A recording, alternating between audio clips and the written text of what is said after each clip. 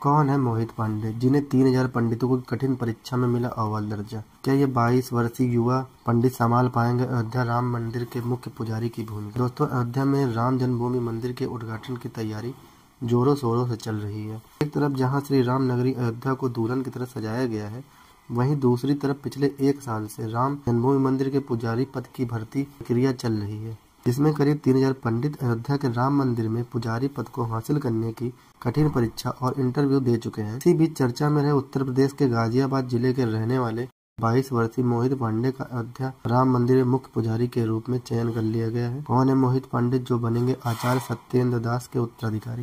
दोस्तों, अयोध्या के भव्य राम मंदिर में रामलला की नियमित रूप से सेवा करना काफी जिम्मेदारी का काम है और यह जिम्मेदारी पिछले 31 वर्षों से आचार्य सत्येंद्र दास पूरी निष्ठा के साथ निभाते आए हैं।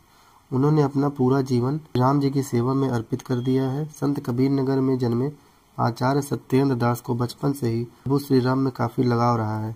सन 1958 में वे हमेशा के लिए अयोध्या आ गए। इसके बाद 90 के दशक में जब राम मंदिर और बाबरी मस्जिद को लेकर विवाद चल रहा था, तभी साल 1992 में आचार्य सत्येंद्र दास को राम जन्मभूमि मंदिर में मुख्य पुजारी के रूप में नियुक्त किया गया था। तब से वे अब तक आचार्य जी अपने कर्तव्य को पूरी निष्ठा के साथ निभाते आए हैं और नए राम मंदिर में भी शुरुआत में आचार्य सत्येंद्र दास ही प्रधान पुजारी के रूप में श्री राम की सेवा करेंगे, परंतु अब आचार्य जी की उम्र 85 वर्ष के लगभग हो चली है, जिसकी वजह से उन्होंने उत्तर प्रदेश सरकार से मंदिर के मुख्य पुजारी के रूप में अपना उत्तराधिकारी चुनने की बात रखी है, ताकि वह नए पुजारी को पूजा अर्चना तथा सभी नियम प्रणाली सिखा सकें। इसलिए सन 2023 के मध्य में उत्तर प्रदेश सरकार ने राम मंदिर के पुजारी की भूमिका के लिए कड़ी नियुक्ति प्रक्रिया की शुरुआत किया है, जिसमें भाग लेने वाले 3000 पंडितों में से 22 वर्षीय मोहित पांडे का प्रमुख पुजारी के रूप में चयन हुआ है। लेकिन कठिन नियुक्ति प्रक्रिया कैसे हुई, आइए जानते हैं। दोस्तों, श्री राम मंदिर ट्रस्ट ने अक्टूबर के महीने में राम मंदिर के पुजारी बनने के लिए आवेदन मांगे थे। इसमें बताई गई शर्तें थी कि आवेदक की उम्र 20 वर्ष से 30 वर्ष के बीच होनी चाहिए, पारंपरिक गुरुकुल शिक्षा अनिवार्य है, आवेदक की राम नंदी से युक्त यानी दीक्षा से युक्त होना चाहिए। इस भर्ती प्रक्रिया में 3000 पंडितों ने आवेदन किया था, जिसमें से योग्यता के आधार पर 200 उम्मीदवारों को इंटरव्यू के लिए चुना गया था। इसमें मोहित का नाम भी सम्मिलित था। यह इंटरव्यू पास करना किसी नौसिखिया का काम नहीं था, क्योंकि इसकी पैनल में वृंदावन के प्रसिद्ध हिंदी उपदेशक जयकांत मिश्रा, अयोध्या के 2 महंत मिथिलेश और सत्यनारायण दास सम्मिलित थे, जिन्हें वेदों से लेकर पूजा की तकनीकी तक हिंदू धर्म से जुड़े हर विषय में संपूर्ण ज्ञान था। ऐसे में चुने गए 200 पंडित अपनी तैयारी में जुट गए और इंटरव्यू की तिथि आते ही अयोध्या पहुँच गए, क्योंकि उनका इंटरव्यू अयोध्या हिंदू परिषद के मुख्यालय किया जाना था। आइए जानते हैं क्या क्या सवाल किए गए थे। इंटरव्यू के दौरान श्री राम की पूजा अर्चना से जुड़े कई सवाल पूछे गए थे, जैसे कि राम नंदी परंपरा क्या है, यह वंदना क्या है, इसकी विधि क्या है, इस पूजा के मंत्र क्या है, इसके लिए कर्मकांड क्या है और भगवान श्री राम की पूजा के लिए कौन कौन से मंत्र हैं इत्यादि।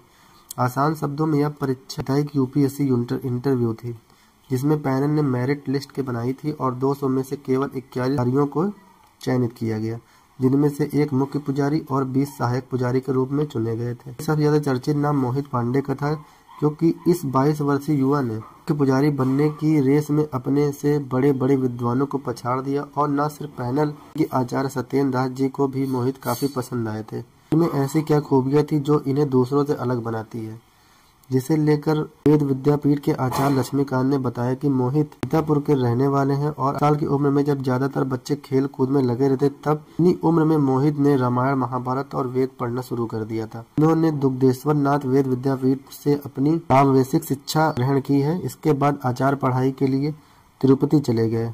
इतनी कम उम्र में आचार्य बनने के लिए मोहित ने पंडिताई में पीएचडी की पढ़ाई की शुरुआत कर दी थी। साथ ही अयोध्या राम मंदिर में पुजारी बनने का अवसर देख तुरंत आवेदन दे दिया था और अपने ज्ञान, शासन और श्रद्धा के बल पर मोहित ने कठिन परीक्षा में अव्वल दर्जा हासिल किया। जहां कहा जाता है मोहित रोज प्रातः काल में उठ जाते हैं और नहा धोकर मंदिर में जाकर ईश्वर की पूजा अर्चना करते हैं। मोहित अपनी सादगी से भरा जीवन जीते हैं, सादा भोजन लेते हैं, साधारण वस्त्र ग्रहण करते हैं, हमेशा सिर पर टीका लगाते हैं। इसके अलावा वो सोशल मीडिया से दूर है तथा दुनिया की मोह माया में उन्हें कोई दिलचस्पी नहीं है। उनके चेहरे पर हमेशा तेज बना रहता है। उन्हें नंदी पूजा पद्धति के बारे में संपूर्ण ज्ञान है। याद है कि उनके 20 पुजारी सहित मोहित भी 6 महीने की ट्रेनिंग के लिए गए हैं, जहां उन्हें अपने जिम्मेदारियों को श्रद्धा और निष्ठा निभाने के लिए तैयार किया जाएगा। साथ रामलला की पूजा करने के तौर तरीके सिखाए जाएंगे।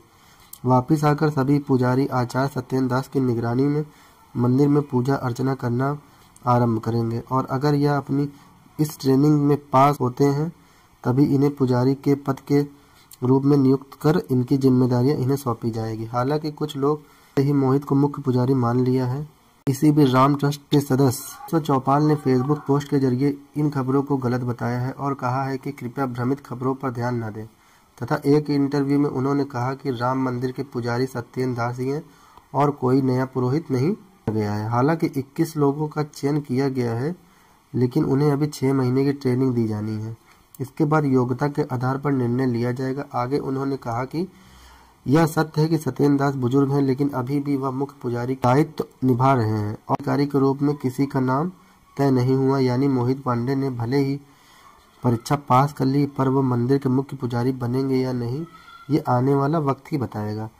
फिलहाल 22 जनवरी 2024 के दिन राम जन्मभूमि मंदिर के गर्भगृह में श्री राम की प्राण प्रतिष्ठा की जाएगी। इस जिम्मेदारी सौभाग्य आचार्य सत्येंद्र दास को प्राप्त हुआ है, जिसके बाद राम नंदी से श्री राम की पूजा आराधना की जाएगी और 24 जनवरी 2024 के दिन इस मंदिर का उद्घाटन किया जाएगा।